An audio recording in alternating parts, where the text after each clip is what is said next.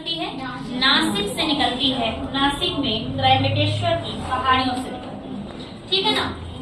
इसके बाद गारण नदी और प्रवरा नदी, ये दोनों नदी गोदावरी नदी को ज्वाइन करती है, ठीक है। फिर बाणगंगा नदी भी ज्वाइन करती है, ये दूसरी बाणगंगा है, ठीक है ना। इसके बाद पूर्णा नदी अजंता की पहाड़ी से औरंगाबाद से महाराष्ट्र से निकलती है और जाकर के परभनी डिस्ट्रिक्ट में गोदावरी को ज्वाइन करती है, ठीक है। फिर ये नदी आगे प्रवाहित होती है और इस नदी में अहमदनगर जिले की बालाघाट की पहाड़ी से मजीरा नदी निकल करके तेलंगाना के निजामाबाद में प्रवेश करती है, ठीक है ना। फिर उसके बाद ये रिवर आगे बढ़ती है।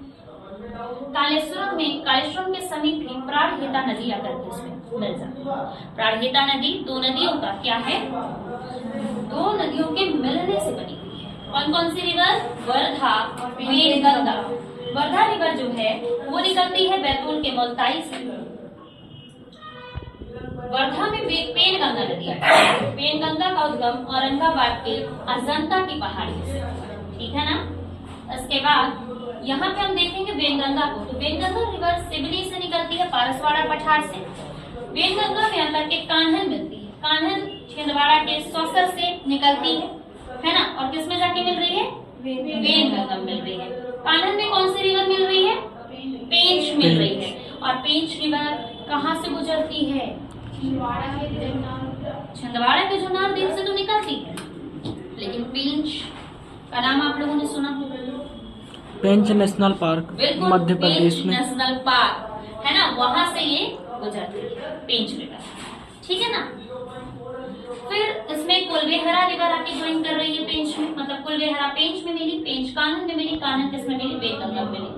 वेनगंगा रिवर में भीमगढ़ संजय सरोवर बांध भी आप लोग देख रहे हैं, उसमें धोती बांध भी बना हुआ है। गांगुलपारा जलप्रपात भी वेनगंगा नदी पर बना हुआ है। वेनगंगा नदी और वर्धा नदी का संगम प्राणहिता कहलाता है, ठीक है ना। प्राणहिता नदी पर आप लोगों को पता है कि आनंद नीलकांतन ने एक उपन्यास लिखा था, द राइज ऑफ शिवगामी, जिस पर बाहुबली जो मूवी बनी हुई है ना।